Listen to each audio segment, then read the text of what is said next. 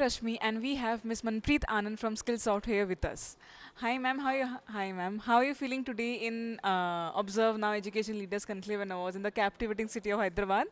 Fantastic. In fact, yesterday was also absolutely great, and it is a pleasure to be here. And Skillsoft is really looking forward to meeting and interacting with so many professors, faculties from different institutes, and also the policymakers to create an impact which we think could bring about a revolution in higher ed. Thank you so much, ma'am. Pleasure to hear that.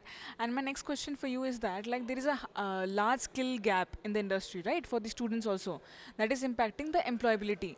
So, what changes do you want to propose in the educational ecosystem that might develop the employability and also skill set for the students?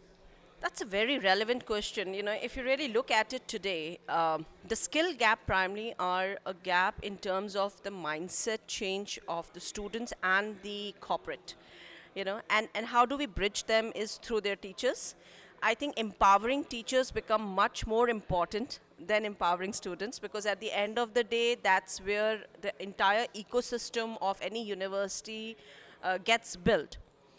If I come down from a corporate aspect, I think corporate need to be more open. They need to come forth, actually get what they really need incorporated into the curriculums, tie up with universities, go to tier 2, tier 3 cities as well, and bring forth a talent which I think is somehow not reachable, or we have not captivated on it across. We just focus and try to be on that one level or one segment. I think we need to go out all out, and for the policymaker, it is really important to check on the reality. An example could be Maslow hierarchy theory. When we studied it, it was a world of which was quite different from where we live, but now it doesn't really matter, right? So if you really look at it, we have had three revolutions. One was the industrial revolution, one was the technological revolution, and now we live in a social revolution. When we were talking about the industrial revolution, it was more about survival. You were in a particular job, you would keep on doing that job whether you like it or not, because you had to feed your family.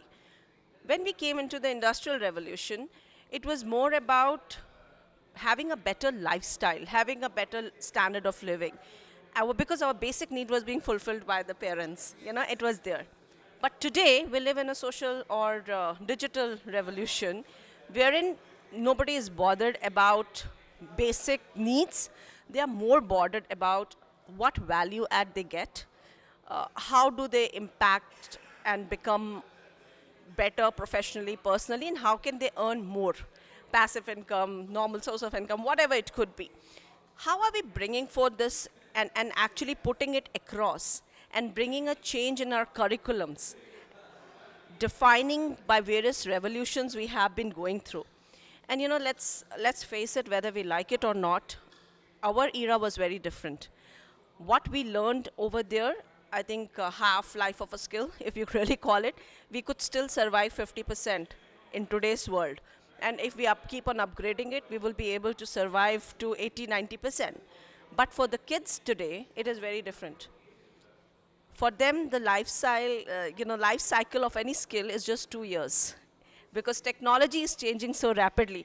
So I think the policymakers need to come forth and bring about this change, and also, incorporate curriculums which are designed for future by getting the corporates as part of their teams or committees who design these curriculums, so that we are also capturing the future skills and not just the present or past skills which have actually no relevance in today's corporate world. So I think that from a policy standpoint, from students, and even from an institute standpoint, these things become really important.